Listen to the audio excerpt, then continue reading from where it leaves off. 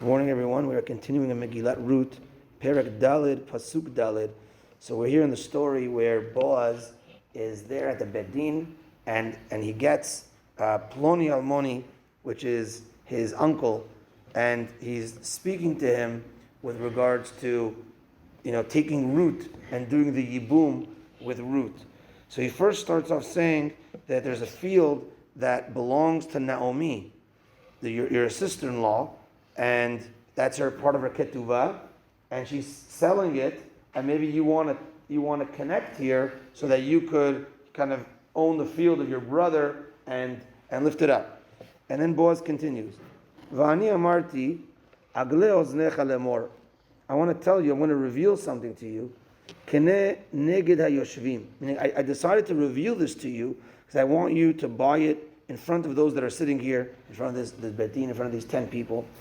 V'neged ziknei ami, and in the front of the elders of the nation. Im tigal ge'al. If you want to be the goel, if you want to be the redeemer here, go ahead. V'im lo yigal. If you don't want to be the redeemer, hagideli, tell me. Ve'ed'ah, and I will know, meaning I will know her, which is an expression also of marriage. Ki en zulatecha ligol, because you're not the only one that's an able redeemer here. Ve'anochi acharecha, I'm after you. Vayomer anochi agad. He said, I'm going to do it. So he said, I'm going to do it. I'm going to do the redemption. Vayomer Boaz. So I'm going to read the next two Pesukim straight with explanations, and then we'll, explain a little bit deeper. Vayomer Boaz said to him, Beyom kenotcha sadeh miyad Naomi, the day that you buy the fields from Naomi, ume'et Ruth Moaviyah, and from Ruth the Moaviyah, Eshet Hamet, the wife of the one that passed, Kanita leakim shem hamet anachalato. You're going to be acquiring the name of the one that passed through his heritage. You're going to be lifting up his heritage. You're going to be acquiring the field, because there's also a field here that also belonged to Ruth from her husband's ketuvah. Vayomer HaGoel, and then the Redeemer said, again, we're always leaving him ambiguous, as the Megillah doesn't want to reveal his name, because we're not going to see rejects.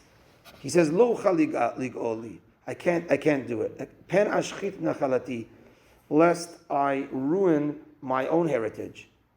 Ge'al lecha, I ruin my own children. We're going to see that in a moment what this means.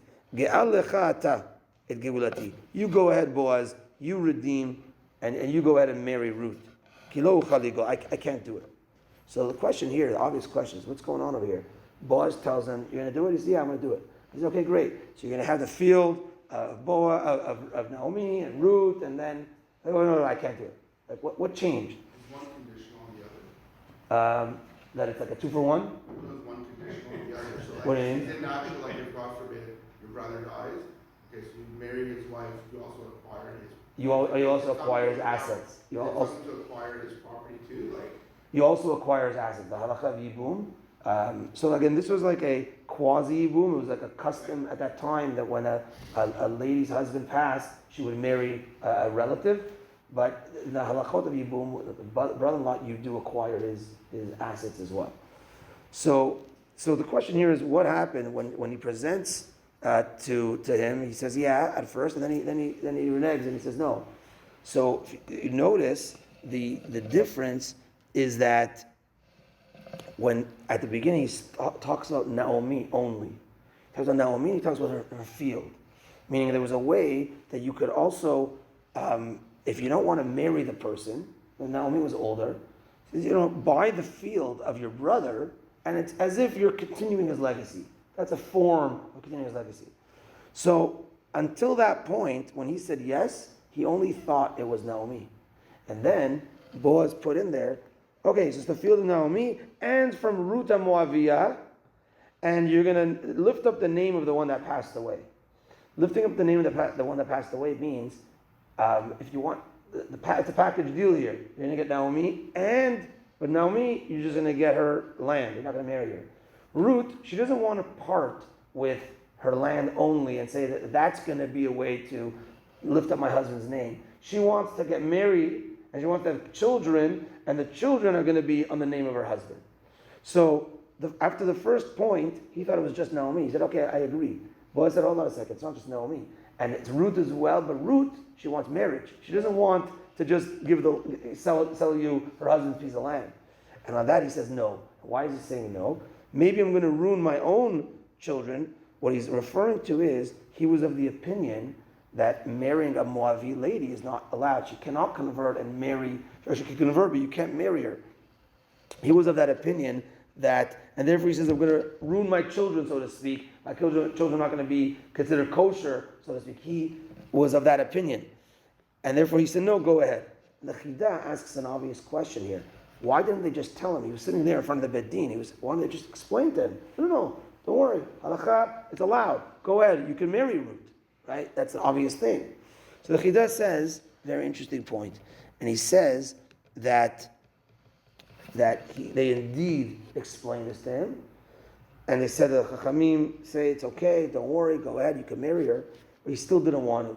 And he still felt, because it was a machloket for so long, right now it was decided that it's okay, he didn't want to go for it. And that's why actually in the Pasuk, the Chida points out, it says, Pen ashchit nachalati, maybe I'm going to ruin my children. He also wasn't certain. They told him that it's okay, but he was not certain. And therefore he didn't do it. But the Chida learns from here that a lesson that at the end of the day, this person did not listen to the Beddin. He didn't listen to the Chachamim, and he was at fault for it. He could have been the father of Mashiach, of David HaMelech, gone with Ruth and been the one. Boaz ended up taking her, as we know. But the Chida points out that this person's issue was, even though he had his mindset or he had his opinions, etc., but the Beddin was there, and they presented to him, and Boaz presented, and they told him. They didn't hide it from him that it was, it's as if, it's not allowed, let me just take her. No, they told him, it's allowed. And he said, no, I'm not of that opinion, etc. But the halakha is, it's okay, don't worry, we're the Beddin, we're the ones in charge over here, don't worry. He didn't listen. And the Chida says this is an issue that he didn't listen to the Divrei Chachamim, and he lost out. And the importance of listening to the Beddin, to listen to the Chachamim. We're going to see Hashem further tomorrow on the next step of what did he need to do to renege his connection to Ruth and kind of pass that over to Boaz. We'll see that tomorrow. Baruch Adonai Le'olam. Amen ve'amen. Rabbi Chananya ben Akasha omer, רצה הקדוש ברוך הוא לזכות את יספיך כבאדם תרום שנאמר אדוני חפץ בן צדקו יגדיל תורה וידיר. אמן.